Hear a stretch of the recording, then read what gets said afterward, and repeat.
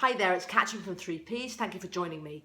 This video is one of the playlists on my new book, which is called Alcoholic to Alcohol Free. It's got a catchy title. You don't have to be an alcoholic to read it. It's about anybody who wants to renegotiate their relationship with alcohol. Now, this video is about what you can do to get your nutrition to support your alcohol or alcohol-free or low alcohol goal. So what can you eat to help you achieve that goal? And this is a section from the book, so I'm going to read it first and then we'll discuss what it means. So this section is called What Can I Do to Get My Nutrition and to Support My No Alcohol or Low Alcohol Goals? Just removing the alcohol and starting to eat real food is going to make you feel better. You may have terrible energy lows in the afternoon, barely able to make it between 3 and 6 p.m. This might have been the hangover kicking in, and you probably have fixed it with an evening drink. When you stop drinking, you lose the drinking hangover cycle, and you should not feel dreadful mid to late afternoon, but you will if you are continuing to chuck sugar into your diet.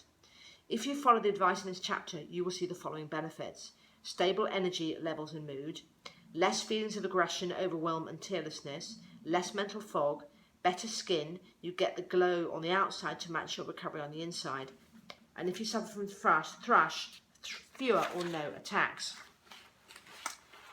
The elephant in the room is that you are not starting from the same starting line as a non-drinker.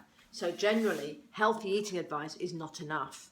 Moods is a massive issue, both in terms of the risk they pose of relapse and because they are a miserable way to get started as a sober person. Alcohol is a depressant, plus many of us drink to medicate depression.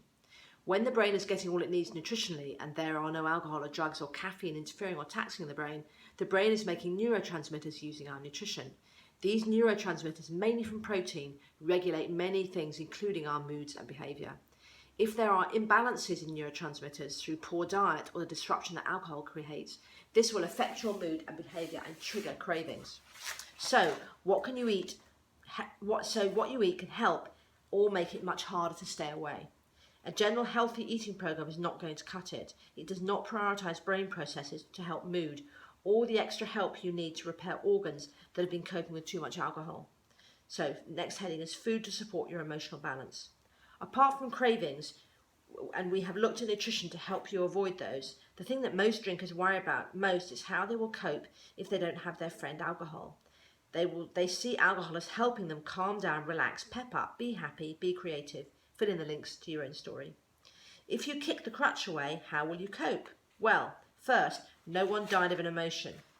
If you feel a bit flat or even low, there are plenty of ways to elevate your mood, exercise being the obvious one. But this section is about nutrition. Can nutrition elevate your mood? Yes. The neurotransmitters in your brain are responsible for mood and behaviour. If those are functioning well and in balance, we all feel well. Indeed, you will feel far better than when you drank. One of the lies of alcohol is that it makes you feel better. It does not. What it does do is correct the mess you feel as a result of your last drinking session. Alcohol disrupts your balance so your mood and energy levels are out of whack. The result is that you feel awful and hey presto, a drink makes you feel better. But all the drink is doing is making you feel approaching normal. If you take the alcohol away and give your body the nutritional support you need to recover, you won't get the lows in the first place. The high from drink is how you should feel most of the time as a healthy person. When your brain chemicals are really out of whack, the alcohol withdrawal feels more like flu or upset stomach or arthritis. You have joint pains, loose stools, headache, fogginess and memory loss. So, how do you rebuild your emotional balance? There are 4 groups of brain chemicals that need to get back into balance: serotonin, endorphins, GABA and dopamine. Serotonin. Serotonin is the brain chemical that regulates your mood, sleep, pain, emotion and appetite.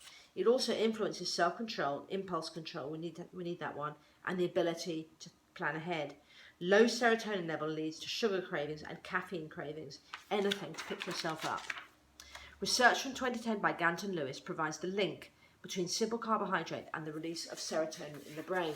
So, if you have been drinking excessively and therefore taking in a lot of sugar, you will have been stimulating serotonin or stimulating and overstimulating it, and you get the point where the brain turns off more production of serotonin.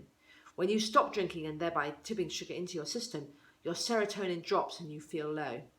I think it helps even just to understand why you are feeling low and that it is fixable, but this may take a little time. Right, endorphins. These chemicals help with pain and stress and help you feel good. These are the feel-good chemicals released with prolonged exercise.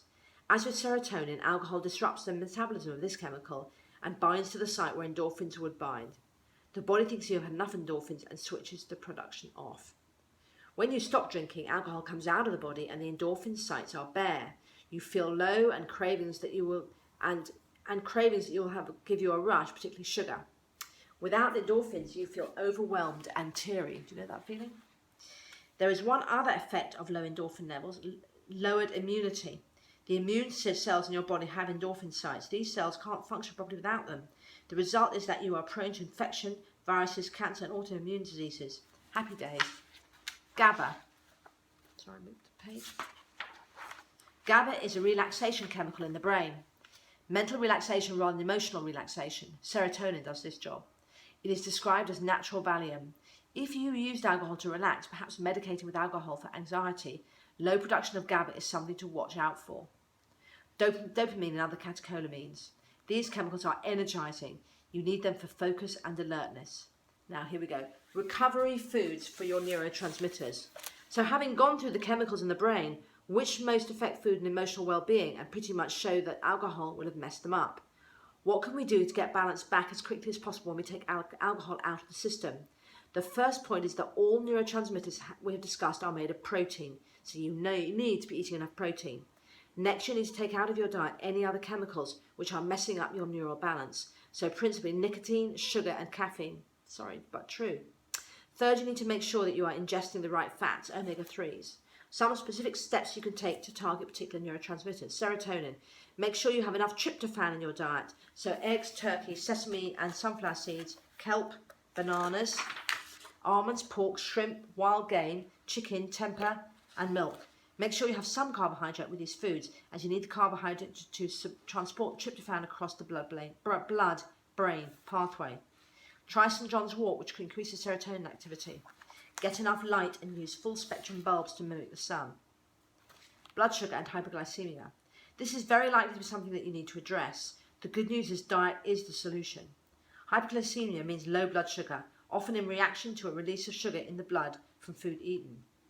If you have eaten a lot of sugar, you set up a seesaw effect with sugar hitting the blood, the body trying to regulate this by removing sugar and creating hypoglycemia.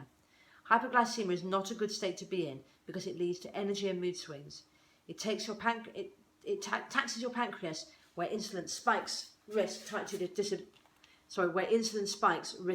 2 diabetes, and it taxes your adrenal glands because adrenaline is also produced when the blood glucose levels drop. You can get the shakes, weakness, sweats and rapid heartbeat. Alcohol is not the only thing that causes hypoglycemia. Caffeine and a high sugar diet are up there too. If you do this for long enough, the body will just break and you will have what is called adrenal fatigue. In the prison study in 2004, another one, prisoners are great addiction subjects because provided they are on lockdown, they are going cold turkey on whatever substance they have been taking. Showed that 85% were hypoglycemic. Recovery foods from hypoglycemia. The solution to this is completely within your reach through nutrition.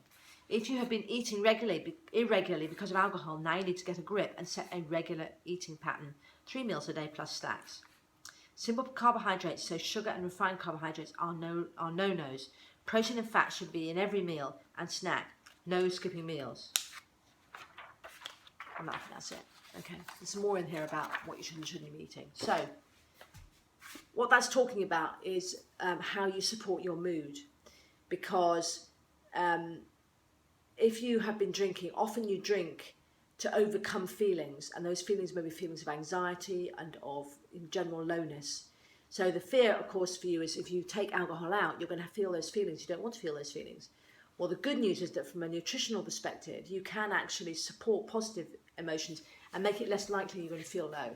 And that the main point of that is to make sure that you're eating protein. So you need to eat protein, you need to eat good fats, omega-3s, which come from particularly from fish, for example. So if you are eating a diet that is high in protein, high in fish, you have a less likelihood of feeling low or depressed. It's really as simple as that. I go into the book in more detail about particular foods you can eat and also particular supplements you can take. But the revelation of what I think the real message of the book is that you can use nutrition to arm yourself to make your habit change stick to make your habit change a success. You can improve your chance of success simply by what you eat. So that's the point I want to make. I would encourage you to have a go. You will never regret taking alcohol out, and it will just open up all sorts of possibilities for you. Number one, because you won't have the time spent drinking, but number two, because alcohol saps your energy and your enthusiasm and your drive. So taking it out, you sort of rediscover all the things that you want to do. So read the book. I'll put the link, as I said, below this video so you can get the book from Amazon. Leave me comments either on this video, or you can go and leave them on Facebook. We're at www.facebook.com/3psmedia. You can also email me at hello@3pspublishing.com. Love to hear from you. I always like to get as much feedback as possible. Please like or dislike this video. It's obviously up to you. And please do subscribe. Join the club. I get great contact from people on my channel. It's really nice to hear from you. So anything you want to say, let me know. Otherwise, I will see you soon and have a great day. Bye.